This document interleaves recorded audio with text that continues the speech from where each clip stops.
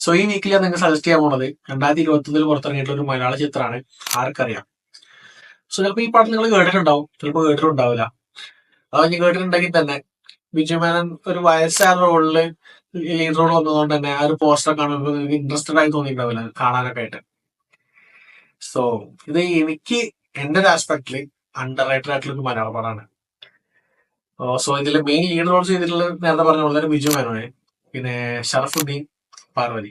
ഇവർ മൂന്നാളെ പറഞ്ഞാൽ മതി, ബാക്കിയുള്ള ക്യാരക്ടേഴ്സിലൊന്നും വലിയ പ്രാധാന്യങ്ങളൊന്നുമില്ല. ഈ 3 പേരാണ് ഈ സിനിമേന്റെ ഒരു കോർ. അപ്പോ ബിജു മേനോൻ ഒരു ഇട്ടി എന്നുള്ള ക്യാരക്ടർ ചെയ്തിട്ടുള്ളത് ഈ പാർവതിയുടെ അച്ഛനായിട്ട് അതിൽ അഭിനയിക്കുന്നത്. പാർവതി ഇതിൽ ഷേർലി എന്നൊരു ക്യാരക്ടറാണ്. അതുപോലെ തന്നെ പാർവതിയുടെ സെക്കൻഡ് ഹസ്ബൻഡ് ആയിട്ട് റോയ് എന്നൊരു ക്യാരക്ടർ ചെയ്യുന്നത് ഷറഫുദ്ദീൻ. ഈ പാർവതി ഷറഫുദ്ദീനും പുറം നാട്ടില് കേരളം വിട്ടിട്ട് വേറൊരു സ്റ്റേറ്റില് ജോലി ചെയ്യുന്ന രണ്ട് ഭാര്യ ഭർത്താക്കന്മാരാണ്. അപ്പോ ഇവർക്ക് ഈ ലോക്ക്ഡൌൺ കാരണം തന്നെ ജോലിയിൽ